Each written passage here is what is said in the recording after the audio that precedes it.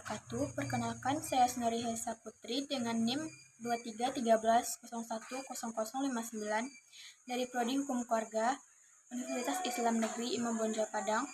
Di sini saya ingin menyampaikan sedikit materi tentang hukum, zakat, dan wakaf. Baik, saya ingin menyampaikan tentang sejarah Basnas. Badan Amil Zakat Nasional atau Basnas dibentuk oleh Presiden atas usul Menteri Agama yang berkedudukan di Jakarta. Basnas didirikan sesuai dengan Keputusan Presiden Nomor 8 Tahun 2001 dan Undang-Undang Nomor 38 Tahun 1999 tentang pengelolaan zakat. Diharapkan Basnas dapat menjadi model sebagai lembaga zakat yang mampu melaksanakan tugasnya bagi para muzaki, terutama bagi para mustahik yang bergantung pada dana ZIS. Prinsip dasar Basnas dalam pengelolaan dana ZIS adalah integritas moral, pengelolaan yang kompeten dan transparan, serta pola pikir yang inovatif dan kreatif. Selanjutnya yaitu kepedulian pemerintah terhadap kesejahteraan umat muslim terlihat jelas melalui pembentukan Badan Zakat yang mengusulkan sistem untuk mendistribusikan kekayaan yang dimiliki oleh orang kaya atau agniya kepada mereka yang kurang atau masakin. Ajaran Islam menyatakan bahwa negara atau organisasi yang ditunjuk oleh negara dan mewakili pemerintah sebagai wakil yang ditunjuk oleh negara dan mewakili pemerintah sebagai wakil bagi kaum miskin dan kurang mampu seharusnya mengumpulkan zakat.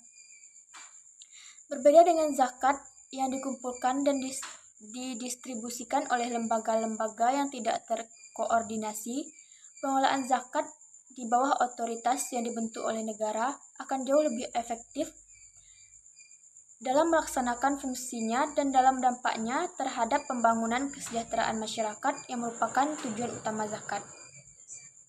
Dasar yang kokoh untuk administrasi zakat di Indonesia telah ditetapkan dengan adanya Undang-Undang Nomor 23 Tahun 2011 tentang administrasi zakat. Undang-undang ini menggantikan Undang-Undang Nomor 38 Tahun 1999 yang menegaskan hak setiap orang untuk bebas menjalankan agama mereka dan mendorong penggunaan zakat sebagai alat untuk mendirikan lembaga-lembaga keagamaan yang efisien dan sukses, serta dikelola secara institusional sesuai dengan hukum Islam guna mengurangi kemiskinan. Selanjutnya, saya akan menjelaskan sedikit tentang materi wakaf. Harta wakaf adalah harta yang amanah yang terletak di tangan nazir. Sebagai harta yang amanah, nazir hanya boleh melakukan hal-hal yang mendatangkan kemaslahatan bagi harta wakaf. Berdasarkan pertimbangan ini, jika memilih pendapat yang memperbolehkan berwakaf dalam bentuk uang, maka yang perlu dipikirkan adalah bagaimana langkah yang mungkin mengantisipasi adanya risiko kerugian yang mengancam eksistensi dan kesinambungan aset wakaf. Karena ulama yang membolehkan wakaf untuk mensyaratkan bahwa uang itu harus diinvestasikan dalam usaha bagi hasil atau mudharabah. Kemudian keuntungannya disalurkan sesuai dengan tujuan wakaf. Sekian materi yang dapat saya sampaikan. Materi selanjutnya akan dibacakan oleh rekan saya, yaitu Rasis Lubis. Assalamualaikum warahmatullahi wabarakatuh. Perkenalkan, nama saya Rasis Lubis dengan NIM 2313010068. Saya akan menjelaskan tugas Basnas dan kewenangan Basnas. Tugas Basnas dalam pasal 7 ayat 1 dalam melaksanakan tugas sebagaimana dimaksud dalam pasal 6. Basnas menyelenggarakan fungsi. Yang pertama, perencanaan pengumpulan, pendistribusian, dan pendayagunaan zakat.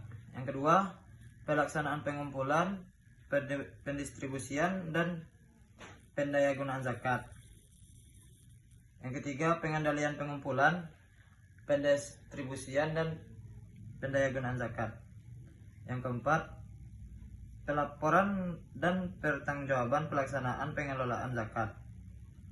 Pasal 7 ayat 2, dalam melaksanakan tugas dan fungsinya, Basnas dapat bekerja sama dengan pihak terkait sesuai dengan ketentuan peraturan perundang-undangan. Pasal 7 ayat 2, melaksanakan tugas dan fungsi Basnas dapat bekerja sama dengan pihak terkait sesuai dengan ketentuan peraturan perundang-undangan. Pasal 7 ayat 3, Basnas melaporkan hasil pelaksanaan tugasnya secara tertulis kepada Presiden melalui Menteri dan kepada Dewan Perwakilan Rakyat Republik Indonesia paling sedikit 1 kali dalam 1 tahun.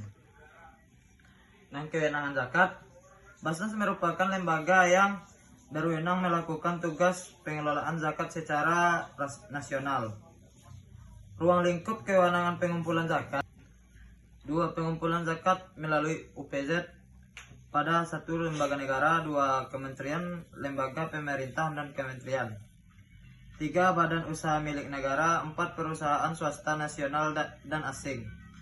5. Perwakilan Republik Indonesia di luar negeri. 6. Kantor-kantor perwakilan negara, siang atau lembaga asing dan masjid negara. 3. Pengumpulan zakat secara langsung dilakukan melalui sarana yang telah disediakan oleh Basnas. Pasal 54, yang pertama, Basnas Provinsi berwenang melakukan pengumpulan zakat melalui UPZ dan secara langsung. 2. Pengumpulan zakat melalui UPZ dilakukan dengan cara membentuk UPZ. Yang pertama, kantor instansi vertikal. 2. Satuan kerja perangkat daerah atau lembaga daerah. Assalamualaikum warahmatullahi wabarakatuh. Perkenalkan, nama saya Ahmad Uzaini, NIM 2313010105. Oke, saya sini akan membahas tentang keanggotaan Basnas dan juga tata cara pemberhentian anggota Basnas. Keanggotaan Basnas terdiri atas 11 orang anggota. Keanggotaan Basnas sebagaimana dimaksud pada ayat 1 terdiri atas 8 orang dari unsur masyarakat dan 3 orang dari unsur pemerintah. Unsur masyarakat sebagaimana dimaksud pada ayat 2 terdiri atas unsur ulama, tenaga profesional dan tokoh masyarakat Islam. Unsur pemerintah sebagaimana dimaksud pada ayat 2 ditunjuk dari kementerian atau instansi yang berkaitan dengan pengelolaan zakat.